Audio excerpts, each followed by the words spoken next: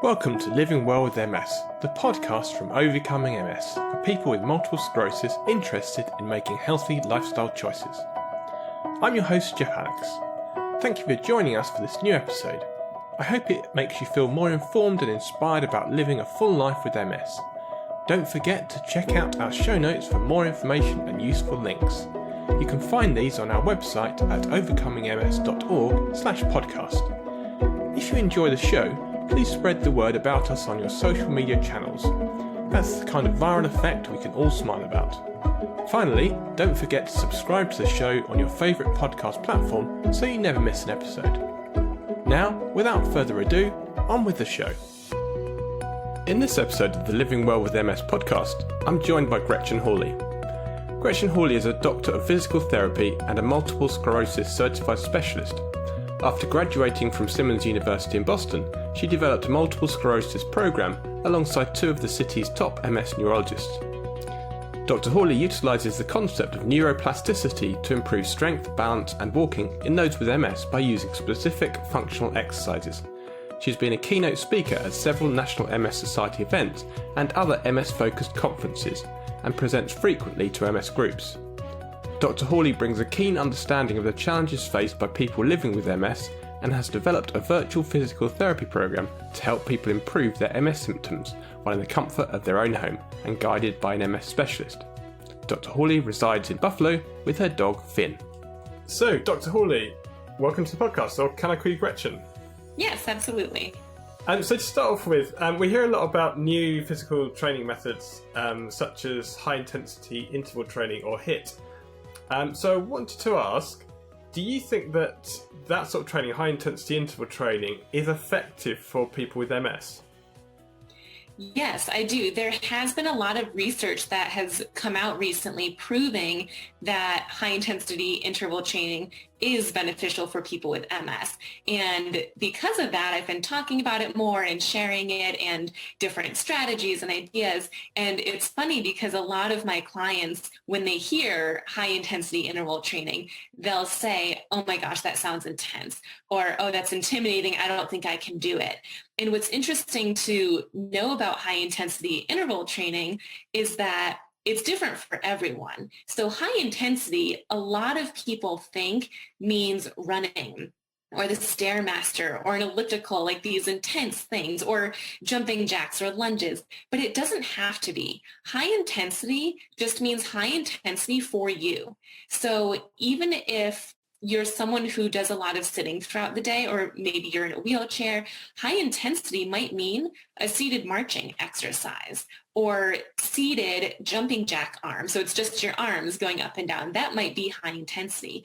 So you do that high intensity, and then there's a little bit of a break or a lower intensity workout. And that lower intensity might just be bicep curls with no weights. So you can make high intensity interval training work for you regardless of what your mobility status is.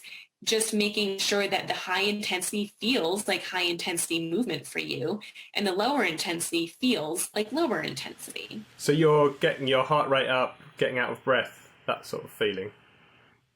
Absolutely. And one thing that I actually like to do to get my heart rate up is just moving my arms as quickly as I can. And maybe it's in that runner's position, like I'm just pumping my arms back and forth pretty quickly, or forward punches or side to side punches. But you'd be surprised at how quickly that can actually increase your heart rate, especially if you're talking at the same time. That tends to make it even harder. And then how long for the high intensity bit would you do before a break? Yes. That's a great question. So we don't know yet from research exactly how long it needs to be effective. So there's no guidelines right now saying your high intensity should be 30 seconds long and then your low intensity should be for 1 minute. There's no guidelines like that. The important thing to know is that the high intensity should be for as long as you can go for before you feel like you need a break. And then the low intensity should be long enough where you feel like you can recover, but not exactly to your baseline. So you feel like you're definitely not working as hard as you were during the high intensity, but you've recovered enough where you've caught your breath and you can now work harder again. So some people the longer they're doing it, the shorter their intervals are, because they are losing strength, they're losing their energy, and so it shortens the longer you do it. Okay. And if you're doing strength training as well, should you do cardio before or after strength training?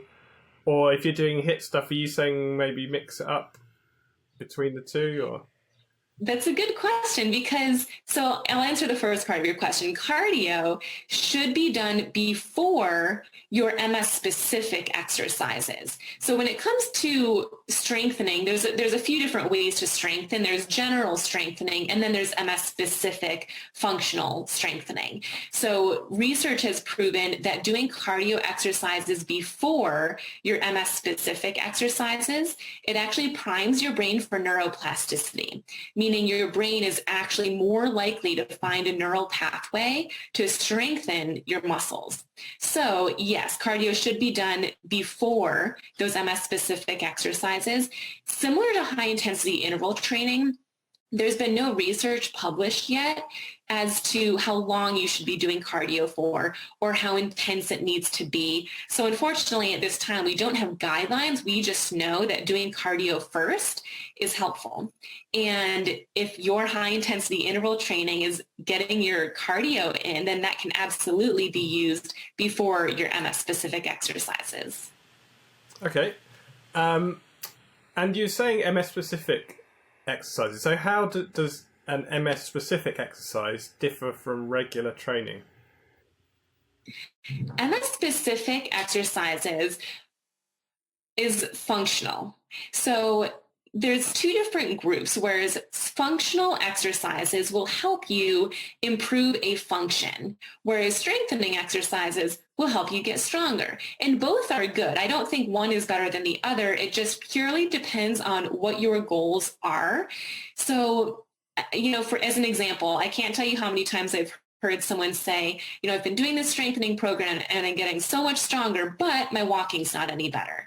Or I can tell I'm getting stronger, but it's still hard for me to get in and out of my car. So if you have functional goals like that, walking, climbing stairs, getting into and out of your car, into and out of bed, standing up from the ground, like a specific activity, then the best exercises for that is functional, meaning break down that movement into as many different small movements as you can. And those small movements are now your exercises. So could you give us an example of that? If you were to take a step, for example. So if you're sort of saying, okay, I can break walking down into taking steps then. So how would you break that down further into how you take steps? So walking is a big goal that a lot of people with MS have, and it's a great goal and definitely one that you can improve on. But most people practice walking just as a whole. So if they want to improve their walking, they'll just practice walking, or they'll do squats or lunges. And again, those are good things to do, but walking actually requires 7 different motions. So in order to take a step forward, you first need to shift your body weight forward. So weight shifting forward, which for some people, that's actually really hard to do. So you need to be able to shift your weight forward. Then you need to be able to bend one of your knees, then swoop your toes up so that you don't have foot drop. Then bring your knee up towards the ceiling in the marching position. Then straighten your knee and put your heel down on the ground, again, so you don't have foot drop. And then keeping in mind that that whole time that was happening, you were standing on one leg, meaning you also need single leg balance. So each of those 7 things that I just mentioned should be exercises that you do. And there's different positions to do them. You can do them in a standing position, which is most functional since walking is performed in a standing position. But if that's too hard, you can modify them and do them in a seated position at first, or even a lying down position, maybe on your back or on your side. So the trick with functional exercise is pick an activity that you want to improve and break it down into all the different movements that are required to perform that activity. And those movements are now your exercises. Then just find a position where you can do them successfully. And so you then do your cardio training I mean, that feels to me like I'd do that before my strength training, because it sounds like you need to get the form just right. Yes, Whereas form strength is training, I kind of like at the end of it, yeah, the form's going to go a bit because it's hard. But Yeah. So that's true. If you're thinking about all the components, so cardio, functional, and strength, I would agree with you. I would say cardio would be first. And not only that, but keeping in mind that cardio doesn't need to be walking or the elliptical or a treadmill. Cardio can just be arm movements, as we discussed for the high intensity interval training. So you don't want to tire your legs out when you're doing cardio, because then you're going to be doing leg exercises for your functional exercises and your strengthening. So yeah, I would start with cardio, followed by your functional MS specific exercises based on what your goals are. And then you could end with some strengthening exercises. so if I go back to the example of walking, I've got a smartwatch, and it prompts me to keep active. So, and it says I need to do steps every hour. Now, is it more important to do those steps, which I can manage that, but if I'm not having a great day and my walking isn't great, is it better to do them badly or not to do them and only do them when you can do the form well? Should you always try and make sure that your form is best, or do you think actually it's better to, do 250 steps regardless if you're doing them badly? I am a firm believer that quality is the most important thing. So I would say wait until you have good quality. Our brains remember what we do more of. So if more times than not you have poor quality, that means that your brain is creating a neural pathway for that bad quality because it thinks that's what you want it to do. And when I say this, some people feel discouraged, like, well, what the heck? I can't do a good quality all day long. And it doesn't have to be all day, but at least 50%, if not more, of the times that you walk or do your exercises, it should be good quality. So I would personally say hold off, even if that does mean that you're not walking as much. The reason I say that, especially with our example of walking right now, is because if you're doing a strengthening exercise or an MS specific exercise for walking, but let's say it's the marching exercise. So you're sitting down and your knee comes up towards the ceiling. Poor quality usually results in your knee falling slightly out to the side and your foot coming in. So if you were to keep doing that over and over and over again, when you go to stand up and do that same movement, your knee will fall out to the side and your foot comes in towards your other foot, which often leads to tripping over yourself or tripping over the ground. So quality is really important in getting the movement that you want versus movement that is still not the best and could result in a safety issue. We'll get back to our episode in a moment, but I wanted to take this quick pause to tell you to please be on the lookout for our brand new engagement survey, hitting your email inboxes soon if it hasn't already. By taking part in this exciting survey, you'll be able to have your say and help shape the future of OMS. Your input means a lot, so thanks for taking part if you can. Now back to my interview with Dr. Gretchen Hawley. Okay, and another thing is motivation. So I've gone from being quite an active person, and I've done a lot of running, and I used to run when I was training sort of for like long distance runs or something, I was probably running 6 days a week or something, and I did other outdoor activity.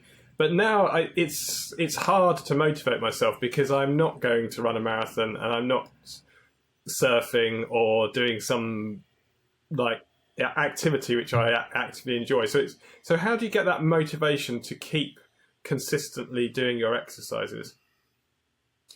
The best way that I have found is to form a really deep why.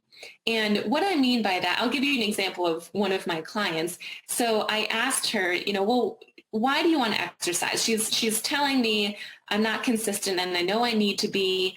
And so I asked her, well, why do you want to be consistent? Why do you want to exercise in the first place? And she said, to get stronger.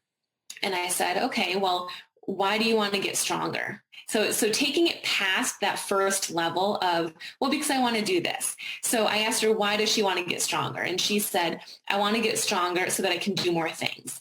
And I said, well, why? And she said, because if I can do more things, that would mean that I can go for walks with my family instead of sitting at home alone. And I said, okay, well, that's good, but why is that important? And she said, because if I can go for walks with them instead of being alone, I'll feel less alone. And so for her why is now, I want to exercise consistently so I feel less alone. So it's much deeper than because I want to get stronger, and it's even deeper than because I want to go for walks more with my family. So if you can just keep asking yourself why over and over again, as many times as possible, to get to the deeper meaning of why you actually are sticking to it, why you want to stick to it. Another example that I really loved was a client, same thing. I said, why do you want to stay consistent? Why is this important to you? And she started with the same thing of, well, I want to have more energy.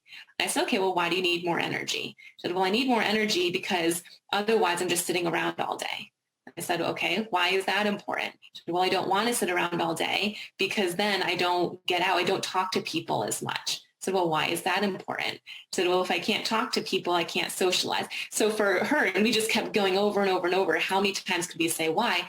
And so for this client, it went from, I want to exercise so I have more energy to, I want to exercise so that I remain a part of people's lives, not just energy. And so if you can associate it with that deeper meaning, it can be really powerful in that extra push that you need to exercise consistently. And it can be anything. We're talking about exercise now, but maybe it's a goal of drinking more water or eating healthy. For any goal that you have, you can use this same motivational why for staying consistent.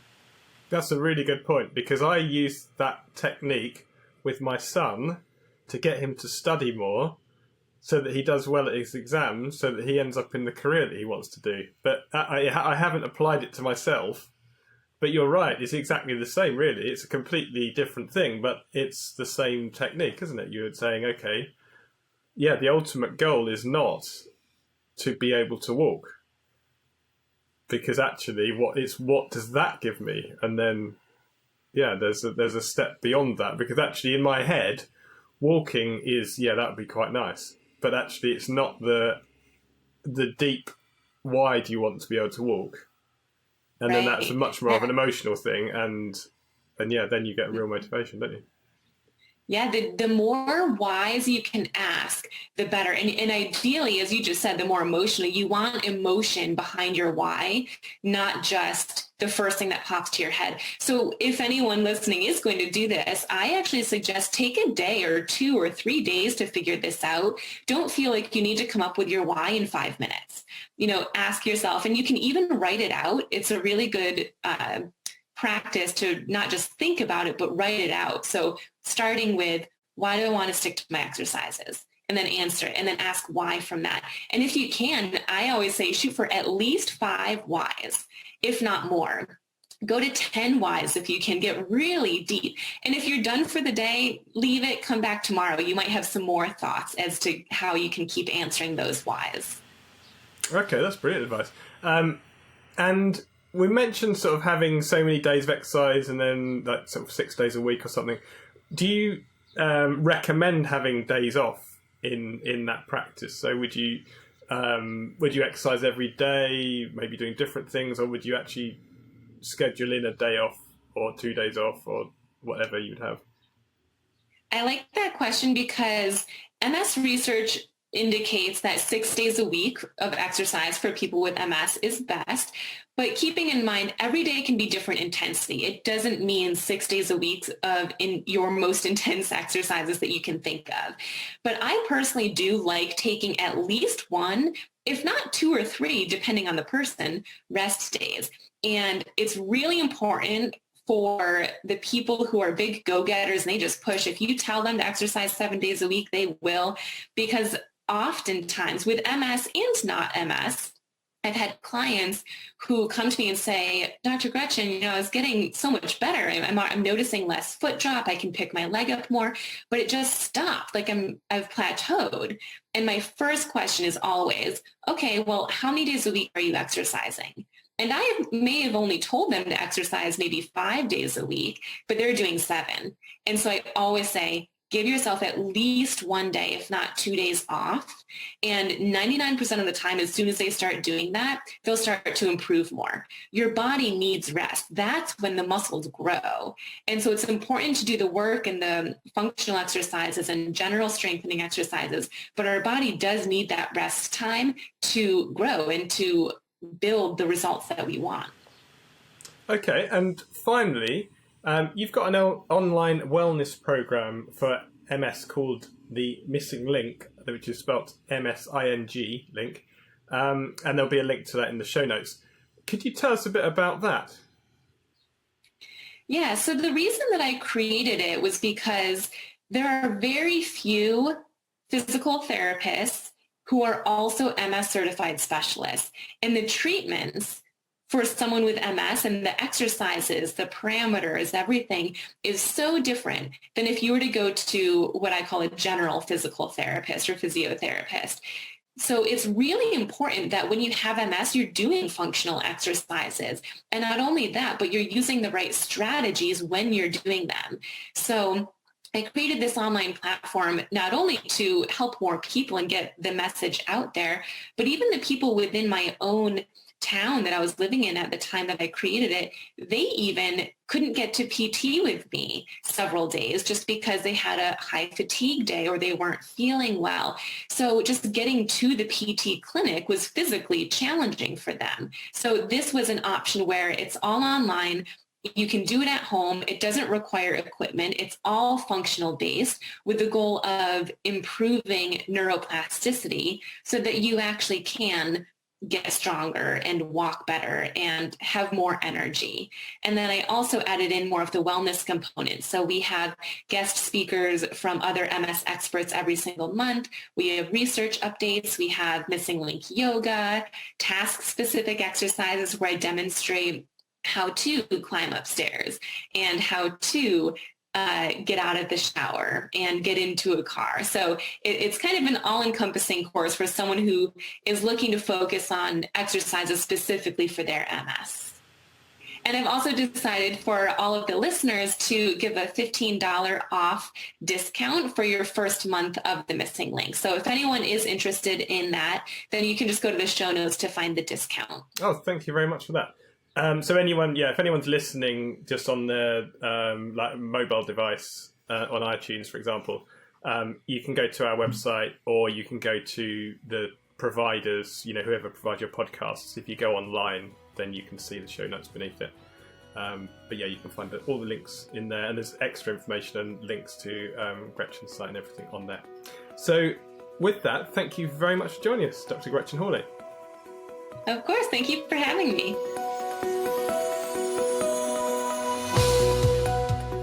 Thank you for listening to this episode of Living Well with MS. Please check out this episode's show notes at overcomingms.org/podcast. You'll find all sorts of useful links and bonus information there. Do you have questions about this episode or ideas about future ones? Email us at podcast@overcomingms.org. We'd love to hear from you. You can also subscribe to the show on your favourite podcast platform so you never miss an episode. Living Well with MS is kindly supported by a grant from the Happy Charitable Trust. If you'd like to support the Overcoming MS charity and help keep our podcast advertising free, you can donate online at overcomingms.org/donate. Thank you for your support. Living Well with MS is produced by Overcoming MS, the world's leading multiple sclerosis healthy lifestyle charity. We are here to help inform, support and empower everyone affected by MS. To find out more and subscribe to our e-newsletter, please visit our website at overcomingms.org. Thanks again for tuning in and see you next time.